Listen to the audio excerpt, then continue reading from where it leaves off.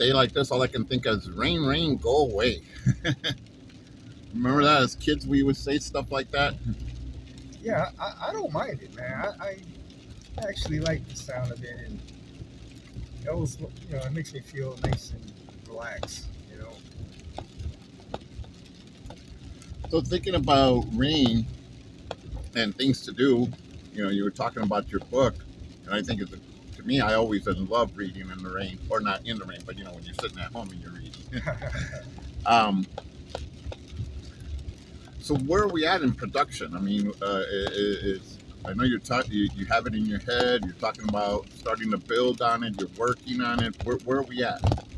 It's in development right Okay. now. It's written in my mind, Uh huh. not in physical form, but It's always written in the mind with all the great writers. yeah, yeah. I got like four. I don't know how many book projects I want to do. I think like maybe up to 7. Okay. And but right now I'm learning so much stuff right now, and it's like, man, I wanted to write a 200-page book, Uh huh. and it doesn't seem like it's gonna be a 200-page book, and because I gotta reveal so much stuff. Uh, it's probably gonna end up being like a 300-page book, but Most projects usually are that way. You start with a small concept. Before you know it, you you're 500 pages, and then you feel guilty, and then you start cutting back, and then you add more. yeah. So I mean, it, your experience that you're trying to bring into this book, and then trying to explain Revelations. Yeah. How did you get this concept? It was easy. I know I was being told lies Okay. because I went to church, and I found there was different deviations of learning and teachings and belief system.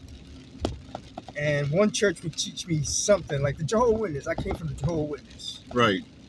And hold on, let me give some money to this guy. Give me a Sure. second. Go ahead. He's in the rain, and jeez, I hate to see that. Man.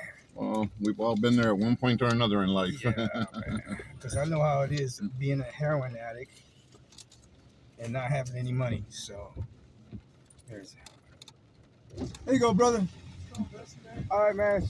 All right, man. Have a good day, man. Get something to eat for that, man. All right, buddy. All right. Oh. Oh, that's awesome. That's the whole concept, is helping fellow man. That's I'm sorry, I didn't mean to cut you off, but that's the ingredient. That's the special sauce. Mm-hmm. If people help each other, this world will turn around in one day. Oh yeah, no doubt. In one day. That's if everybody supports each other in one day.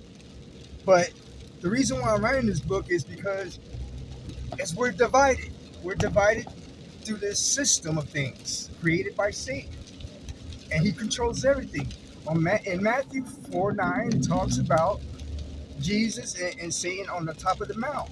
Right.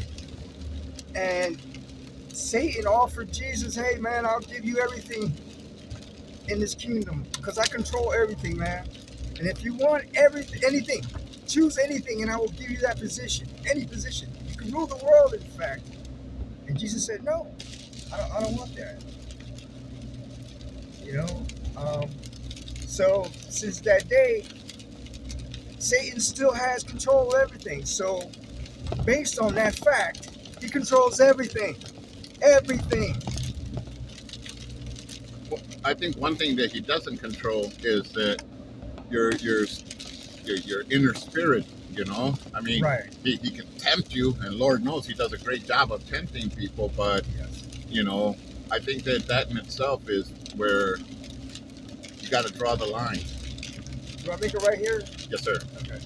Yeah, you got to draw a line. I mean, all we got to do really, man, really, really, really, to make everything go to the way it should be, is help each other out and turn away from the system that Satan controls. He controls everything. Right. But he doesn't control us. Amen. Okay, so if we work together, unified, and turn away from these system of things that he controls, then we'll be all right.